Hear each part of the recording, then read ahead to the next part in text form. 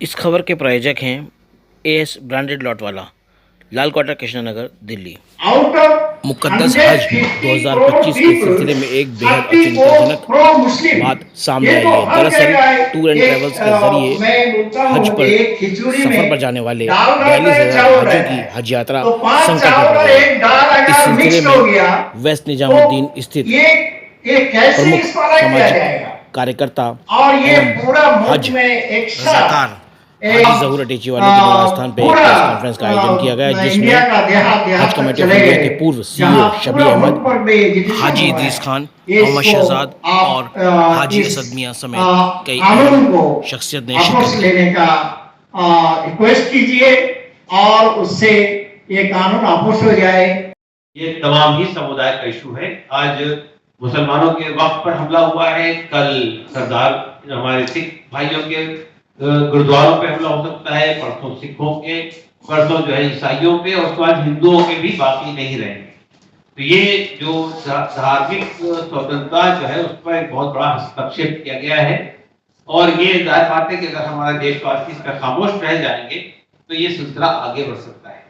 तो इसलिए ये कोशिश हो रही है कि किसी तरह से ये बहरी गूंगी सरकार के बात पहुंचे, और ये अपने जो स्वार्थ के लिए, अपने राजनीतिक स्वार्थ के लिए, लाभ के लिए जो कुछ कर रही है, इसके लिए वापस पीछे हट जाए।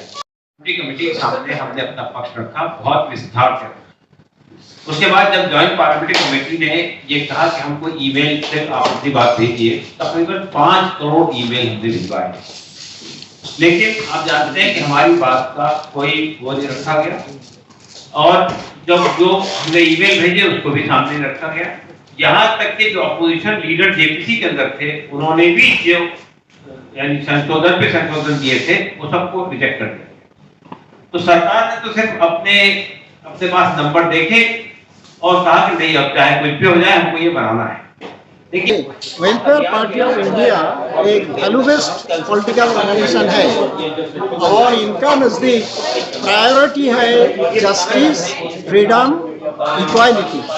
तो ये 3 जो वैल्यूज है, इस पर मुबनी है हमारा पूरा मूवमेंट, पॉलिटिकल मूवमेंट। इसलिए हम इसी कॉन्टेक्स्ट में लिया है जो मुसलमानों पर इंजस्टिस हो रहा है, एक कम्युनिटी पर इंजस्टिस हो रहा है, इसलिए इसको हमारा मुद्दा बनाया।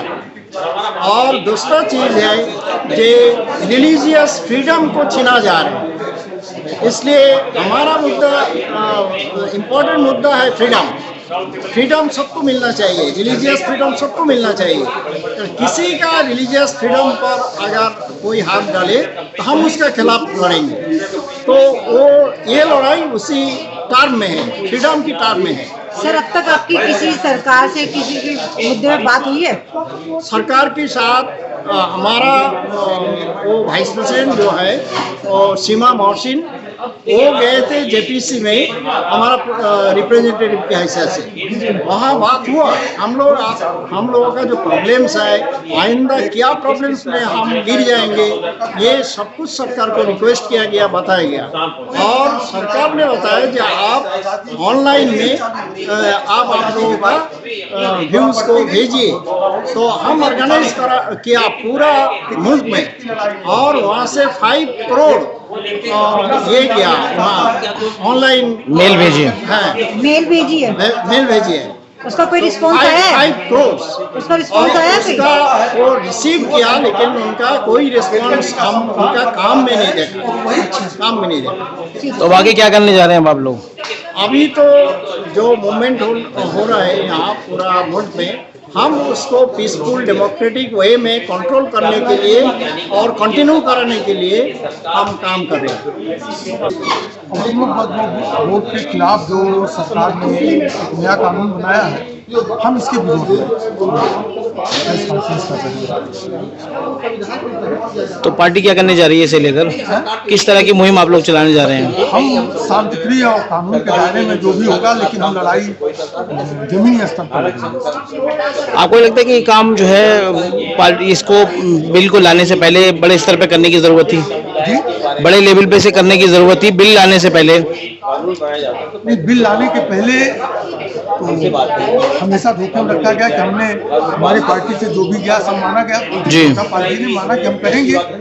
एक बाइक जो बिल पेश हुआ वो गलत हुआ ना, किसी की बात मानी नहीं गई, किसी की जनता की बात नहीं मानी गई, सरकार अपने हिसाब से बिल को पेश किया है। तो कहीं ना कहीं सुप्रीम कोर्ट से कुछ राहत मिली एक दफे को। हाँ, अभी तो राहत मिली है, 5 को देखिए क्या होता है जी। लेकिन हमको तो ये पूरी ये खत्म चाहिए, हमें इसमें ये नहीं चाहिए कि इस धारा में आपको मिल गया सेक्शन में, ये 40 सेक्शन है, सब में कुछ ना कुछ है जो मुस्लिम समाज को परेशान है, या बौद्ध हुए, सिख हुए, ईसाई हुए, इनको परेशान कहीं ना कहीं किया जा सकता है। और धारा 14, 25, 26 में तो हिंदू भी परेशान हो जाएंगे। तो सरकार अगर चाहेगी तो क्योंकि उनके अधिकार को तो छीन लिया गया, इस अधिकार में उनके अधिकार को तो इसी में छीन लिया गया, छीना गया। तो इसका मुहिम जो है पूरे देश भर में चलेगी आप लोगों की। मैं कल से हमारा 20 से 27 तक तो पूरे जहाँ जहाँ हमारी पार्टी वहाँ पर चलेगा मुहिम इसका। ये जो अमेंडमेंट लाया गया है, ये it's direct attack on the constitution on the fundamental rights of the people. यहाँ पे कहा गया है कि certain clauses of this about 48 amendments that have been brought about are all in contradiction to this। ये एक साजिश है जिसके तहत मुस्लिम वक्फ प्रॉपर्टी से भी encroached by the government. So we fear that this kind of the provisions that have been brought about, the government is claiming very tall claims कि ये जो है ट्रांसपेरेंसी आएगी, जो करप्शन है उसको ख़त्म कर दिया जाएगा, मुस्लिम महिलाओं के लिए एक उनको एम्पावर करने का एक जरिया होगा, पसमानदा कम्युनिटी के मुसलमानों को एक एम्पावर करने का जरिया होगा। ये सारी छूट है, बिकॉज अगर आप ख़वातीन के बारे में, औरतों के बारे में कहें कि पहले से ही Muslim women were empowered in the sense that I am the first woman member of Karnataka state board of Waqf in the year 2008। तो ऐसा नहीं है कि ये संशोधन लाने के बाद ही मुस्लिम औरतों को दरवाज़ा खोला जाएगा और वक्फ बोर्ड और वक्फ काउंसिल, पहले से भी ख़वातीन आती थी। और पसमानदा कम्युनिटी के लिए कोई रोक टोक नहीं थी, ये नहीं था कि Pasmanda community can not get into the Waqf board और get into the Waqf council. बाकायदा इलेक्शन होते थे and whoever wins the election free and fairly they used to get into the Waqf board and Waqf council. ये कहना कि उनके लिए बनाया जा रहा है, ये आगा खान के लिए बनाया जा रहा है, बोरा कम्युनिटी के लिए अलग से वक्फ, ये ऑल दीज काइंड ऑफ जो ये हो रहा है, ये मुस्लिम कम्युनिटी में इंतशार पैदा करने के लिए, उनको डिवाइड करने के लिए ये साजिशें हैं और हम इसकी पूरी तरह से खंडित करते हैं। वेलफेयर पार्टी ऑफ इंडिया क्या करने जा रहा है इसको लेकर? हम एक राष्ट्रीय अभियान चलाने वाले हैं, कल से 28 अप्रैल ऑनवर्ड्स टू 27 अप्रैल हम एक अभियान चलाएंगे जहां पे लोगों में जागृति लाएंगे और this amendments that have been brought about. और हम चाहते हैं कि all the citizens of this country irrespective of their religion और caste stand up in solidarity for the idea of India, for upholding the constitution of India.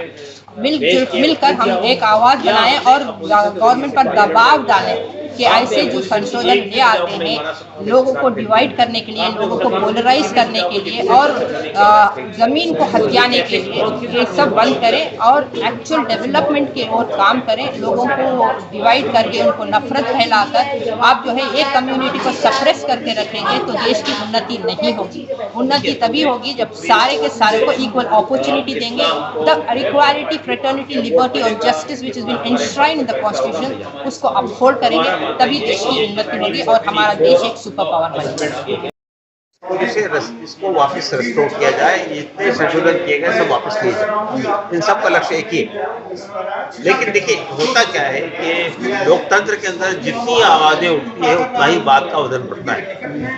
इसलिए हमने welfare party of India से फैसला किया है कि ऑल इंडिया मुस्लिम मसला board के आवाज़ दिलाते हुए हम भी सरकार से ये मांग करें कि वो इस कानून को या ये जो संशोधन सरकार ने किए हैं, यानी डिस्प्यूटेड संशोधन है, डिस्क्रिमिनेटरी संशोधन है, एंटी कॉन्स्टिट्यूशनल संशोधन है, तो सबको वापस दिया जाए।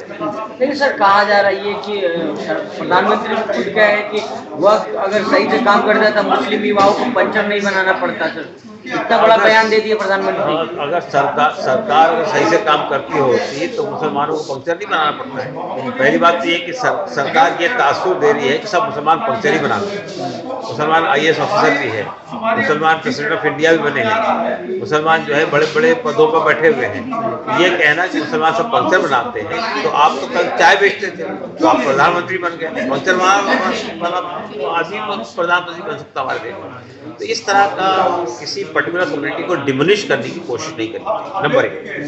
दूसरी बात मैं कहना चाहता हूँ कि वक्फ बोर्ड हो या सेंट्रल वक्फ काउंसिल, किसके अंडर में काम? सेंट्रल वक्फ काउंसिल माइनॉरिटी मिनिस्ट्री के अंडर में काम करती है, वक्फ बोर्ड स्टेट गवर्नमेंट के अंडर में काम करती है। तो अगर वक्फ बोर्ड से कोई फायदा नहीं पहुंच रहा है, सेंट्रल वक्फ काउंसिल से फायदा नहीं पहुंच रहा है, तो उसका जिम्मेदार कौन है? सरकार ही जिम्मेदार है ना। तो सरकार ने क्या काम किया उसको हल करने का? देखिए